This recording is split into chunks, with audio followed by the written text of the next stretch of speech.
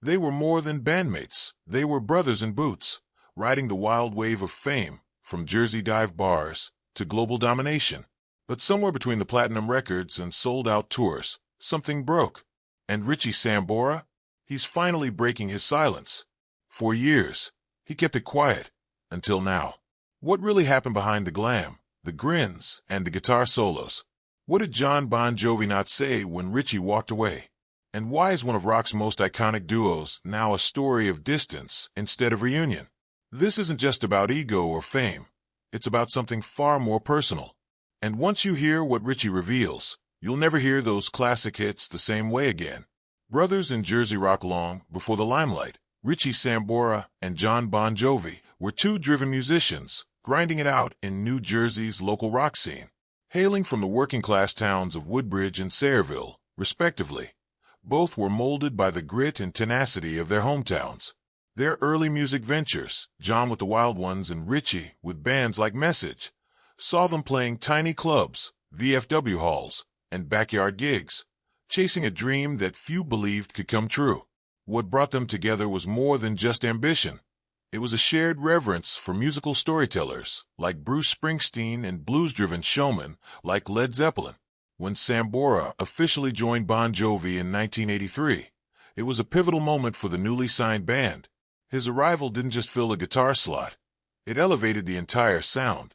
His bluesy, emotionally charged playing and natural chemistry with Jon helped sculpt the anthemic, heartland rock sound that would define the band. In those early performances at clubs like the Fast Lane in Asbury Park, their synergy was unmistakable. Richie's instinct for arrangement and harmony perfectly complemented Jon's bold, radio-friendly vocals, creating a sound that felt both massive and personal. Their partnership turned out to be very effective in the songs that were composed and linked across generations. Peak, Sambora's talkbox solo on Livin' on a Prayer, the brooding riffs of Wanted Dead or Alive, and the heart-rending sincerity of I'll Be There For You, all of which are painstakingly crafted to become part of that distinctive Bon Jovi sound. The band was as close offstage, with images of giggly faces in backstage corridors, brotherly energy on tour. All became a portrait of two people closely bonded through trust and shared struggle. The reality of picture perfects all characterized by Richie being the earthen release valve of Jon from all the madness that comes with fame. But in that bond, a silent hierarchy was already forming. So much so that even while they were at their most united, Jon was already being positioned, designed, or defaulted as the face of the brand. Richie stood just out of the spotlight center on most occasions, despite co-writing quite a few of the band's hits and serving up some of their most memorable sonic moments. Still committed to the vision they built together, his early years weren't all about music. It was about two Jersey boys tapping into a once-in-a-lifetime rhythm that took them from little neighborhood garages to global stages. But as their bond deepened, something even more powerful was quietly taking shape behind the music, the soul behind the strings. As Bon Jovi's signature sound took shape in the mid-1980s, Richie Sambora wasn't just playing guitar. He was defining the sonic personality of the band. His tone, phrasing, and melodic instinct provided a contrast to the glam metal trends of the time, grounding the band in something more soulful and enduring.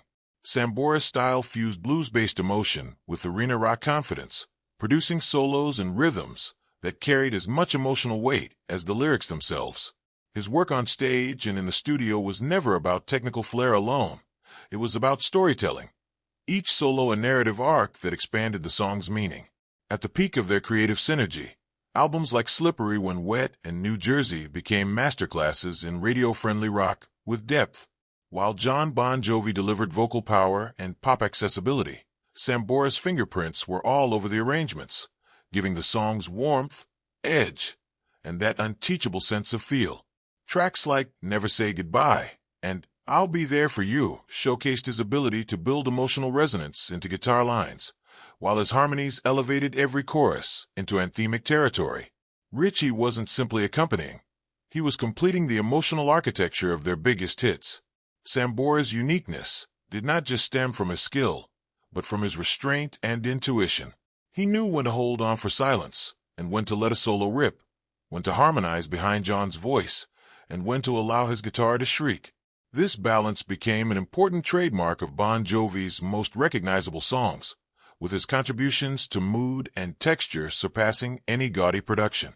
Sambora brought nuance to a band often stereotyped for image over substance. The music would have a heart beneath all the image trappings. While critics and musicians alike recognize Sambora as the unsung architect of Bon Jovi's emotional core, history has often elevated Jon Bon Jovi as the front man. The talkbox solo in Livin' on a Prayer became a symbol for a band that could marry showmanship with substance. Sambora's guitar work continues to electrify Bon Jovi's best-loved tunes, a reminder that behind every powerhouse singer stands another respectably capable guitarist who knows a thing or two about communicating with strings. Tensions behind the hits. As Bon Jovi became one of the biggest bands in the world, cracks began to show beneath the surface glamour. From the late 80s into the early 2000s, Jon Bon Jovi's rise as the face of the band became more than just a branding strategy. It shifted the entire internal structure. Richie Sambora, once a driving creative force and equal collaborator, began to feel sidelined in major decisions about the band's direction, image, and legacy. This shift wasn't immediate or dramatic, but rather a gradual erosion of influence that left Sambora in a role he hadn't signed up for, background support in a project he helped build from the ground up. The imbalance became especially pronounced as the pressures of constant touring and producing hit records mounted. The pace was relentless, leaving little room for collaboration or emotional recalibration. Sambora, who had once been deeply involved in shaping the band's musical vision, started to feel like his input had less weight. Media silence, private fallout following Richie Sambora's abrupt departure from Bon Jovi in 2013. Both he and Jon Bon Jovi maintained a notable silence. There were no heated interviews, no dramatic public feuds, and no official explanation beyond vague references to personal reasons. Yet the lack of words said plenty. According to insiders and longtime observers, the friendship and professional bond between Richie and Jon had already begun to fracture well before the tour. While the band continued to operate publicly as a polished unit, privately, the tension had reached a breaking point. Creative differences, personal disconnection, and growing resentment simmered beneath the surface. One of the most telling signs of the divide was how decision-making evolved within the band. Sambora, once a key contributor to the group's creative process, was being excluded from major discussions. In interviews, he later revealed that toward the end, he felt like a hired gun rather than a founding member. Studio sessions had reportedly become colder, more transactional, and less collaborative. According to his 2024 interview in Yahoo Entertainment, Sambora had reached a point where he no longer felt heard or valued. It stopped feeling like a band and more like a corporation. Sambora somehow managed to persist in being outwardly silent against Jon or the band for several years, despite the growing frustration within him. He would allude to the emotional scar it left on him much later. In recent interviews, only then was he able to describe the situation as being emotionally and creatively draining, stating he felt that the environment had turned toxic. The silent rift was not a dramatic explosion, but rather a gradual, poisoned erosion of trust and warmth. In a way, that silence must have been even more painful. No closure, just a void. Meanwhile, Jon Bon Jovi has mostly restrained his comments regarding Richie. Over the years, he commented on the difficulty of Sambora's departure, but never elaborated. He was more concerned about moving the band forward with new guitarist Phil X rather than dwelling on past conflicts. The allowance of mutual avoidance of public drama spared the dignity of the band's heritage from being compromised, but it also meant that for the next decade, fans kept wondering how one of rock's most historic pairings could meet in such an extremely profound silence. The apology that took a decade in 2024, over a decade after walking away from Bon Jovi, Richie Sambora finally opened up about his departure in a rare and emotional interview. Speaking candidly to Yahoo Entertainment and the New York Post, Sambora offered a heartfelt apology, not only to the fans who had supported him through decades of music, but also directly to Jon Bon Jovi. "I just disappeared, man. I ghosted," he admitted. For the first time, he publicly acknowledged the abruptness of his exit and the confusion it left behind. He expressed regret for how he handled the situation, saying, I probably should have talked to Jon. I should have explained it better. While taking accountability, Sambora also revealed that his decision wasn't made in isolation or out of ego. It came from years of emotional buildup. He described feeling creatively stifled and increasingly sidelined, saying, "I felt like I wasn't heard anymore." The rift, he explained, wasn't about one argument but the culmination of unresolved frustrations. He felt his role in the band had shifted from equal collaborator to background player, even though he had co-written many of Bon Jovi's biggest hits. His decision to leave wasn't meant to burn bridges. It was, in his words, a step toward saving his sanity. The apology marked an important change concerning how fans and even industry colleagues viewed Sambora's exit. For many years, the rumors about some internal tension kept swirling around, but neither side was willing to go into detail about it. In making this public statement, he lent a human dimension to his decision while finally granting some clarity. While he stated that he stood by the choice of family and mental health, he regretted the pain and confusion it caused. His reflections became particularly poignant as he laid bare the moment he realized he had left a lot of people in the dark, and this vulnerability struck a chord among longtime fans. The only clear answer from Bon Jovi specifically concerning the apology would be that he has not done so publicly. He has kept his interviews professional, claiming that a reunion is not realistic, though there is no animosity. Nevertheless, it opened the door for contemplation and healing for SHR, if not reconciliation. Sambora gave closure to a book that had long been left unfinished when he honored both his missteps and the larger issues that contributed to his leaving. Graceful goodbye. Richie Sambora's public apology in 2024 opened a door many fans had long hoped to see cracked open: the possibility of a reunion with Jon Bon Jovi. Yet Jon's response was more contemplative than enthusiastic. While he expressed appreciation for Sambora's sentiment and acknowledged their history with sincerity, he was also firm in his direction. There was no bitterness in his voice, just clarity. "We had our run," he told the Sunday Times, a statement that captured the quiet finality of a partnership that had simply outlived its rhythm. It wasn't about anger or blame. It was about evolution. In recent years, Jon has been in the midst of his own transformation. Following a serious health scare involving atrophied vocal cords, he has been candid about the difficulty of returning to performance. His recovery has been slow and meticulous, marked by surgery, silence, and the sobering realization that his voice, the very tool that carried him to global stardom, might never return to full strength. This physical challenge has reshaped how Jon sees the future of the band. There's less bravado now and more thoughtfulness. Jon Bon Jovi's current mindset is indicative of a trend among veteran artists who no longer feel the need to redefine their legacy through reunions, but instead through reinvention and boundary setting. In an era rife with social media nostalgia and reunion culture, from friend specials to giant band comebacks, it seems harsher than ever for an icon to fly back for sentiment's sake. But Jon's restraint is a different strength, his knowing when not to visit one place or another in his history. "I'm not interested in being a tribute act to myself," he said in a 2023 interview. Would a reunion even work? To the outside world, a Bon Jovi-Sambora reunion feels like a rock fairy tale waiting to be written. Two old friends, back on stage, rekindling the magic that once moved millions. But the reality behind that romantic idea is far more complicated. Time has changed everything, musically, emotionally, and practically. More than a decade has passed since Sambora left the band, and in that time, both artists have gone in completely different directions. What worked in 1986 doesn't necessarily work in 2024. And both men seem to understand that, even if fans don't want to. Sambora has spent recent years immersed in solo projects and fatherhood, carving out a life defined by balance rather than burnout.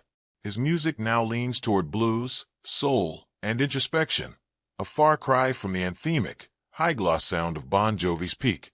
Jon, meanwhile, has steered the band toward a more adult contemporary style, moving away from the hair metal bombast of the past.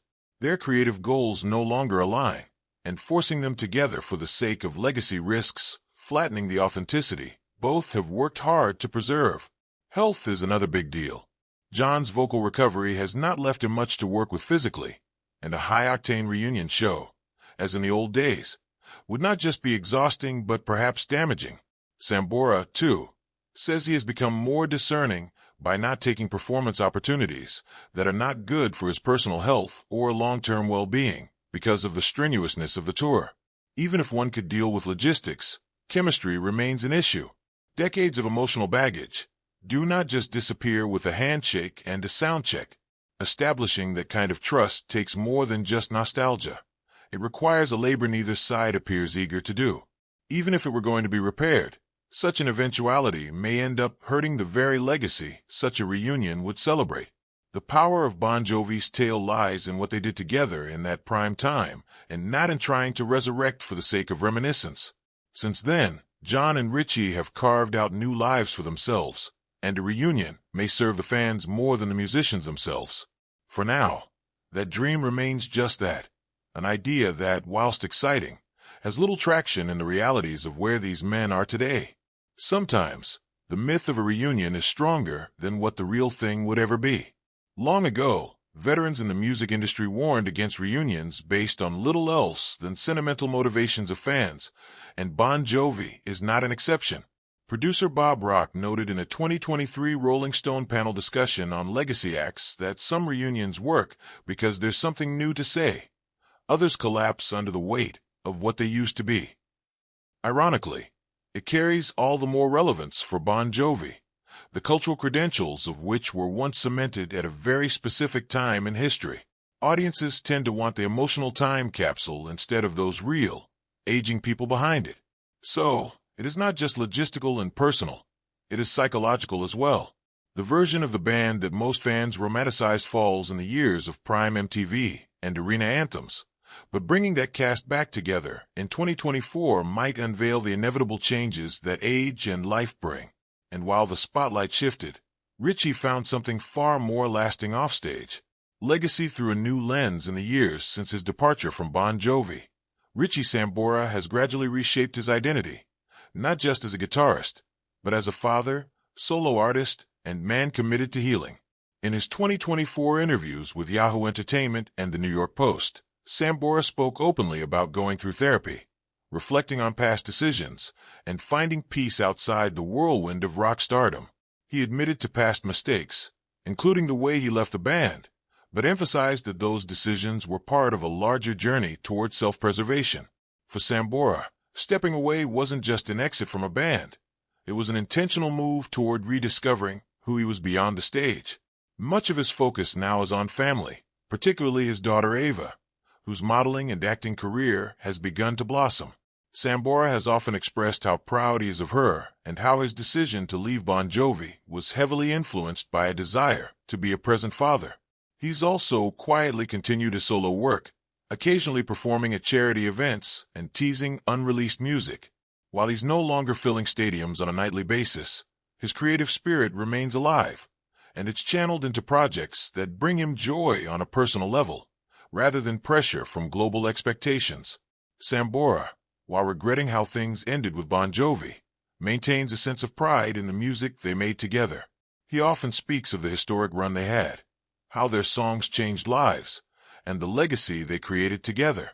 More recent interviews indicate that while the two have gone their separate ways, Sambora still holds fondness for the band and Jon Bon Jovi. "We built something amazing," he pondered. "That history can never be taken away." The truthfulness and humility of Sambora have been a fitting background to his legacy, endearing him even further to fans who have been with him since the very beginning. To many, Richie Sambora remains the emotional and musical counterpart to Jon Bon Jovi, the bluesy soul behind the band's bombastic energy. His harmonies, songwriting, and guitar work helped define an era, and while he may have exited without a proper goodbye, his influence is felt in every note on the band's biggest hits. He's ghosted, maybe, but certainly not forgotten. Sambora's evolution shows that legacies aren't just what you do at your prime. They're also what you do with your life when the limelight fades. Sambora's post-Bon Jovi paths lay alongside a historical transition among legacy rockers who have started to assess the meaning of success in a much more human way, more philosophically.